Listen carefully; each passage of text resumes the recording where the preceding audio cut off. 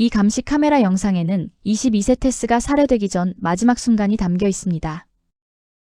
그날 밤 그녀는 이별의 아픔에서 벗어나기 위해 친구와 함께 외출을 했습니다.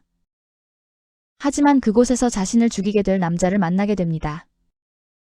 영상 속에는 그녀가 그 남자와 손을 잡고 함께 걸어가는 모습이 포착되어 있습니다. 그리고 그녀는 다시는 집에 돌아오지 않았습니다. 테스가 실종된 지 4일째 되던 날, 딸의 이름을 부르며 거리를 찾아다니던 어머니는 결국 골목길 계단 아래에서 차갑게 식어 있는 딸의 시신을 발견하게 됩니다.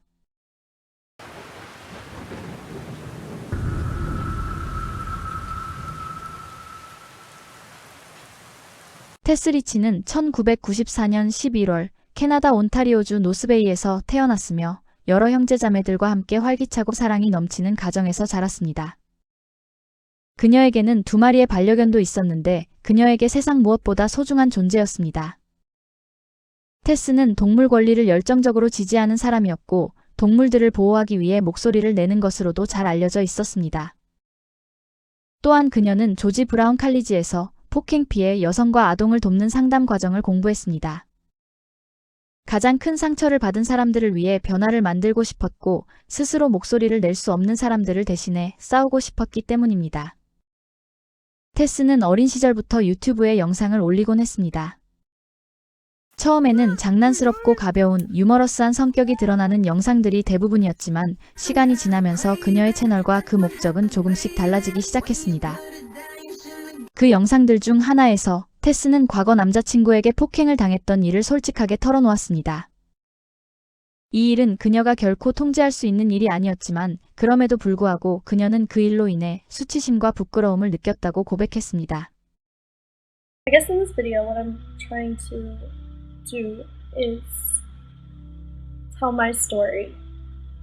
Because I know for me when I was going through this, I was searching everywhere I could, trying to find somewhere where somebody would understand and be able to get what I was going through. And now I'm sitting here by myself and so confused and hurt why I let him have so much control. Sorry to my family.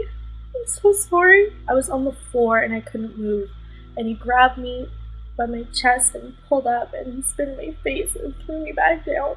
또 다른 영상에서는 여성들이 자신감을 가지고 살아갈 권리에 대해 강하게 이야기하기도 했습니다. If I had lower self-esteem, I would probably be starving myself right now. But that's exactly what is happening to other women all over this country. So I have something to say. To all of you that have something nasty to say about me or other women that are built like me. 이 두 영상 이후로는 그녀의 삶이 조금씩 안정되고 있는 것처럼 보였습니다. 그녀는 세네카 칼리지에서 항공 서비스 과정을 공부하기 시작했고 승무원이 되어 세계를 여행하는 꿈을 꾸게 됩니다. 테스는 진주 장신구와 메이크업, 패션을 좋아했고 빈티지 상점에서 물건을 찾는 것도 즐겼습니다. 또 달리기를 매우 좋아해 마라톤에 참가하기도 했습니다. 테스를 가장 잘 아는 사람들은 그녀를 따뜻하고 유머러스하며 누구보다도 믿을 수 있고 사랑이 많은 사람이라고 기억합니다. 그런데 2017년 11월 25일 그녀가 갑자기 어떤 메시지에도 답하지 않고 전화도 받지 않기 시작했습니다. 여성 안전 문제에 늘 신경 쓰며 평소 실시간 위치를 공유하던 그녀였기에 가족들은 즉시 이것이 그녀답지 않은 상황임을 직감하고 경찰에 신고했습니다. 하루 전날인 2017년 11월 24일 금요일 토론토 다운타운의 밤은 여느 날과 크게 다르지 않게 시작되었습니다. 한 주의 일을 끝낸 사람들은 술을 마시고 춤을 추며 늦은 밤까지 즐기고 있었습니다. 그날 밤 테스 역시 가까운 친구 라일리 시메드와 함께 그곳에 있었습니다. 최근 남자친구와 헤어진 테스는 기분 전환을 위해 친구 라일리에게 전화를 걸었습니다. 두 사람은 슬픈 마음을 달래려 크루즈 앤 탱고스라는 유명한 게이바를 찾아가 즐거운 시간을 보내기로 했던 것입니다. 이곳은 포용적인 분위기로 유명했고 새벽까지 사람들로 가득 찬 댄스 플로어가 있는 활기찬 장소였습니다.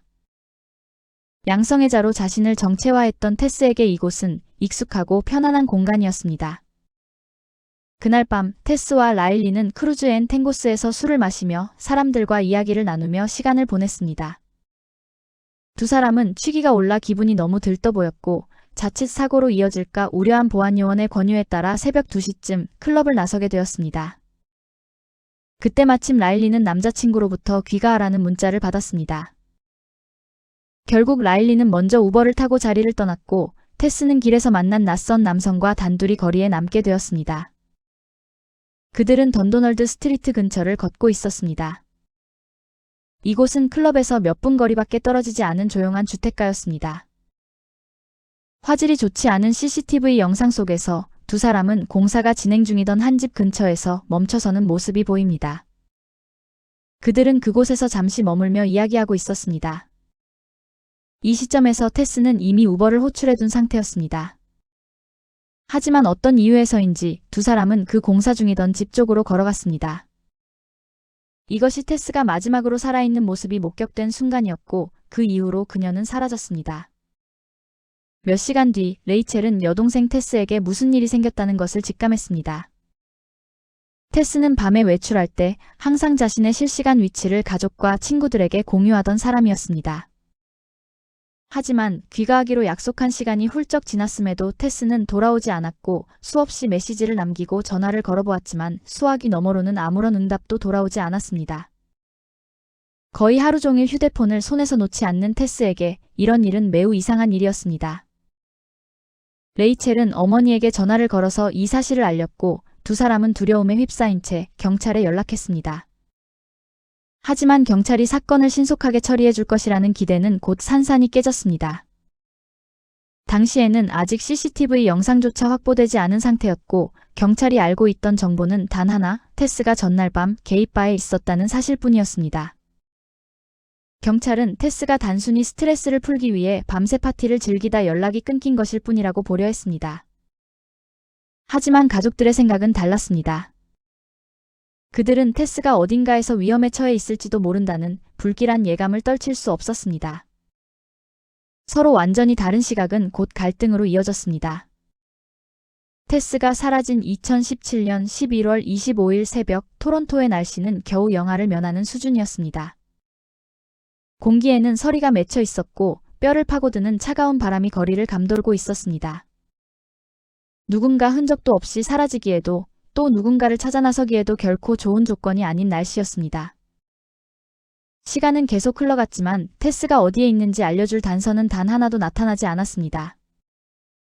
이미 반나절이 훌쩍 지난 상황이었고 그녀가 살아있다는 신호조차 확인할 수 없었습니다.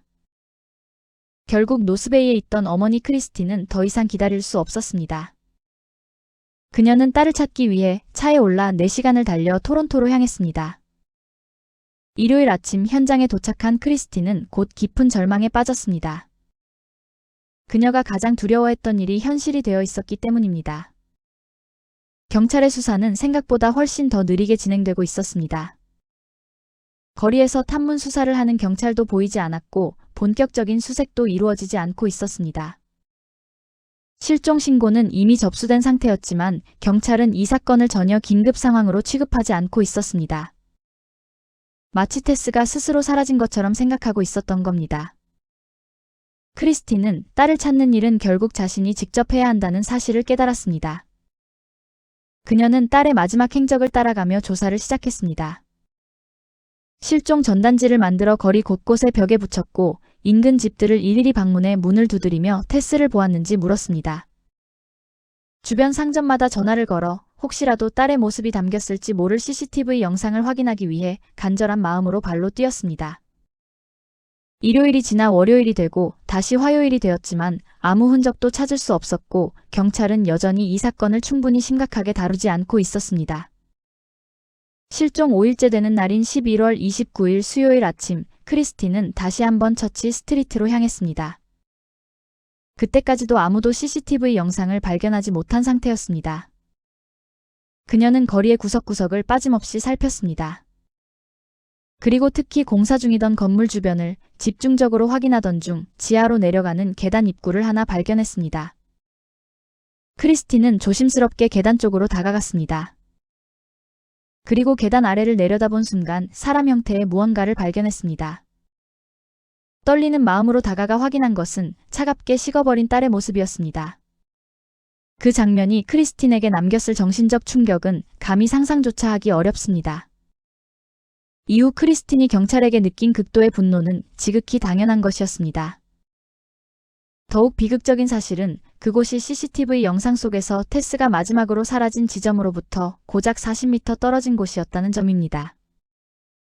만약 경찰이 CCTV를 신속히 확보하고 제대로 수색했더라면 테스를 훨씬 빨리 발견할 수 있었을 것입니다. 시신이 발견된 후에야 토론토 경찰은 뒤늦게 수사를 강화했지만 가족과 지역 사회의 신뢰는 이미 무너진 상태였습니다. 사람들은 경찰이 취약한 시민을 보호할 의지가 있는지 강한 의문을 품기 시작했습니다. 충격적일 정도로 안일했던 경찰의 초기 대응을 떠올려 본다면 가족들이 느낀 배신감은 결코 무리가 아니었습니다. 2017년 12월 1일 부검 결과가 발표되며 테스의 사인이 목 압박에 의한 질식으로 밝혀졌습니다. 명백한 살인 사건임이 드러나자 사건은 일반 경찰에서 강력반으로 이관되었습니다. 수사팀이 교체되자 분위기는 확연히 달라졌습니다. 새로운 팀은 훨씬 적극적이고 체계적이었으며 무엇보다 피해자 가족의 아픔에 깊이 공감하는 태도를 보였습니다. We follow the leads until we hopefully can make an arrest, and if we can't, immediately we keep working on it until we get to that stage where we can hopefully make an arrest. So, I mean, 수사팀은 테스가 젊고 무고한 희생자였음을 강조하며 범인을 체포할 때까지 모든 단서를 끝까지 추적하겠다는 강력한 의지를 표명했습니다. 이러한 노력은 곧 중요한 진전으로 이어졌습니다. 수사팀 투입 이틀 만인 12월 3일 경찰은 사건 당일 새벽 2시부터 5시 사이 테스가 한 남성과 함께 있는 CCTV 영상을 확보했습니다. 경찰은 12월 10일 그의 사진을 공개하며 시민들의 제보를 요청했습니다. 지역사회의 반응은 뜨거웠고 쏟아지는 제보들은 일제히 케일린 슐레터를 지목했습니다. 그런데 경찰이 그를 추적하기 전 뜻밖에도 케일린이 먼저 경찰에 연락을 취해왔습니다. 사진 속 인물이 자신임을 인정한 케일린은 경찰서에 출석해 조사를 받겠다고 동의했습니다. 그는 부모와 변호사와 함께 경찰서에 나타났고 정식 진술을 요청받는 순간 입을 닫아버린 채 묵비권을 행사하기 시작했습니다. 수사팀은 그의 이러한 비협조적인 태도를 의심스럽게 지켜볼 수밖에 없었습니다. 하지만 경찰에게는 뜻밖의 행운이 찾아왔습니다. 형사들은 케일린이 물을 마신 뒤 물병을 쓰레기통에 버리는 모습을 목격한 것입니다. 사실 이 물병은 아들을 걱정하던 그의 부모가 형사들에게 우리 아들을 잘 부탁한다는 의미로 음식과 함께 챙겨온 것이었습니다. 형사들은 즉시 이 물병을 회수해 온타리오 법과학센터로 보냈고 그곳에서 케일린의 DNA 샘플을 채취하는 데 성공했습니다. 그 결과 물병에서 나온 DNA는 범죄 현장에 남겨진 테스의 몸에서 발견된 정액의 DNA와 정확히 일치했습니다. 결정적 증거를 확보한 경찰은 마침내 체포영장을 발부받았습니다. 그리고 2018년 2월 4일 케일린 슐레터는 전격 체포되어 살인 혐의로 기소되었습니다. Sunday, February 4th, so yesterday at about 11 p.m., we were able to effect the arrest of the person responsible for Tessa's murder. We're alleging that he's responsible, and his name is Kalen Schlatter, K-A-L-E-N. This is his first name, S-C-H-L-A-T-T-E-R. He's 21 years old, and he resides in Toronto. He did appear today at College Park Courts, and he's going to be remaining in custody. He was remanded in custody. 이 사건은 많은 사람들에게 큰 충격을 안겼습니다. 불과 4개월 전 케일린은 얼스코트 공원에서 발생한 폭력 사건을 막아낸 영웅으로 언론의 주목을 받았던 사람이었기 때문입니다. 공원에서 한 남성이 망치로 공격당하는 긴급한 상황이 벌어졌고 케일러는 망설임 없이 달려가 피해자를 도왔습니다. 그의 신속한 행동 덕분에 피해자는 목숨을 건질 수 있었고 이후 그는 지역 방송국과 인터뷰도 진행했습니다. He heard just the faintest little, just not even like no one else heard, just a help. This quick-thinking Good Samaritan witnessed the alleged attack, which happened at Earls Court Park Saturday night. He says he saw the accused strike the victim in the head at least 4 times. He too asked not to be identified. When I actually got close, then I saw it was a hammer. The first thing he yelled out was, "I called the cops," and then I yelled out, "Oh, what the hell is going on here, right? Risking his own safety, that's when he got closer and the accused took off. He turned his attention to the bleeding man left unconscious on a patch of grass. 21살이던 케일러는 부동산 관리 분야에서 일하고 있었으며 주로 건물 외부 수리나 조경 관리 일을 하고 있었습니다. 테스가 살해되기 전까지 그는 전과도 없었고 겉으로 보기에는 그저 평범한 청년처럼 보였습니다. 그의 부모는 케일런에 대해 친절하고 예의 바르며 바르게 자란 아들이라고 주장했습니다. 친구들 역시 그를 다정하고 유머러스하며 약간은 엉뚱한 면이 있는 사람이라고 기억했습니다. 하지만 수사가 진행되면서 케일런에 대한 어두운 진실이 드러나기 시작했습니다. 케일런은 여성의 목을 조르는 행위에 대한 패티시를 가지고 있었던 것으로 밝혀졌습니다. 그리고 이 사실은 단순히 그의 인터넷 검색 기록에서만 발견된 것이 아니라 여러 명의 전 연인들의 증언에서도 같은 내용이 나왔습니다. 실제로 케일런의 전 여자친구는 그가 여성의 목을 조르는 행위에서 성적으로 흥분을 느낀다고 증언했습니다. 케일런이 성관계 상황에서 종종 허용되는 선을 넘으려 했고 지나치게 거칠거나 공격적인 행동을 보이기도 했으며 상대가 거절해도 쉽게 물러나지 않았다고 합니다. 이후 경찰의 잠입수사 작전을 통해 케일런의 입에서 결정적인 증거가 쏟아져 나왔습니다. 그가 재판을 기다리며 구치소에 수감되어 있는 동안 인접한 감방에는 수감자로 위장한 잠입 경찰들이 배치되었습니다. 잠입 경찰들은 케일런에게 호의적으로 접근하며 말을 걸었고 시간이 흐르자 케일런은 점차 경계심을 풀더니 급기야 자만심에 빠져 속마음을 드러내기 시작했습니다. 그는 여러 가지 소름 끼치는 이야기들을 거침없이 털어놓았습니다. 자신이 폭력적인 성관계를 얼마나 갈망하는지 그리고 여성들을 설득해 그런 관계를 맺도록 만드는 과정을 어떻게 즐기는지 상세히 언급했습니다. 심지어 그는 상대의 목을 조르는 행위에서 성적 흥분을 느낀다는 충격적인 고백까지 서슴지 않았습니다. 비록 개인의 특이 취향을 가진 사람들이 있을 수는 있겠지만 살인 혐의로 조사받는 상황에서 내뱉기에는 매우 부적절하고도 잔혹한 발언이었습니다. 수사에 따르면 케일런 역시 그날 밤 크루즈 앤 탱고스에 있었던 것으로 밝혀졌습니다. 포착된 영상 속 그는 여성뿐만 아니라 남성들에게도 접근하고 있었으며 심지어 한 남성과 입을 맞추는 모습까지 담겨 있었습니다. 하지만 무슨 이유에서인지 그는 홀로 바를 빠져나와 거리를 걷기 시작했고 우연히 던도날드 스트리트에서 테스와 마주쳐 대화를 나누게 됩니다. 라일리가 먼저 우버를 타고 떠나버린 뒤 테스는 자신이 부른 택시가 도착하기를 기다리며 케일런과 단둘이 남겨졌습니다. 이후 CCTV 영상에는 두 사람이 북쪽 방향으로 이동해 처치 스트리트 582번지 골목으로 들어가는 모습이 포착되었습니다. 그들은 그 건물의 지하 계단으로 내려갔고 바로 그곳이 나중에 테스의 시신이 발견된 장소였습니다. 그리고 약 45분 후 케일린이 혼자 계단에서 걸어 나오는 모습이 CCTV에 찍혀 있었습니다. 경찰은 케일린이 성관계를 시도했지만 테스가 거부하자 폭력적으로 반응했을 가능성이 있다고 보고 있습니다. 재판이 시작되기까지 2년 반이라는 긴 시간이 흘렀습니다. 마침내 법정에 선 케일런은 예상대로 살인 혐의에 대해 무죄를 주장했습니다. 당시 캐나다 전역의 관심은 최고조에 달해 있었고 많은 이들은 케일런 슐레터라는 이름만으로도 깊은 분노를 느꼈습니다. 검찰은 CCTV 영상, 휴대전화 데이터, DNA 증거를 바탕으로 사건의 재구성된 시간대를 치밀하게 제시했습니다. 검찰의 주장은 확고했습니다. 테스는 케일런과 어떤 성적 관계도 원치 않았으며 오히려 그에게서 벗어나기 위해 우버를 호출하며 집으로 돌아가려 했다는 것입니다. 검찰은 케일런이 거절을 받아들이지 못하고 테스를 계단 아래로 유인해 성범죄를 시도했으며 그녀가 강하게 저항하자 스카프로 목을 졸라 살해했다고 설명했습니다. 테스의 의복에서 발견된 케일런의 DNA는 살해 직전 강압적인 신체 접촉이 있었음을 입증하는 결정적 증거가 되었습니다. 반면 케일런의 변호인단은 터무니없는 주장을 펼쳤습니다. 테스가 먼저 키스를 하자며 그를 계단 아래로 이끌었고 신체 접촉 도중 테스가 생리 중이라고 말해 관계를 멈추고 각자 헤어졌다는 것입니다. 그는 자신이 먼저 현장을 떠났다고 말했지만 이러한 진술은 확보된 물리적 증거 및 법의학적 데이터와 전혀 일치하지 않았습니다. 몇 주간 이어진 치열한 공방 끝에 배심원단은 만장일치로 케일런에게 1급 살인 유죄 판결을 내렸습니다. 판결이 낭독되는 순간 테스의 가족들은 조용히 눈물을 흘렸지만 케일러는 감정을 드러내지 않은 채 고개를 숙이고 가볍게 끄덕일 뿐이었습니다.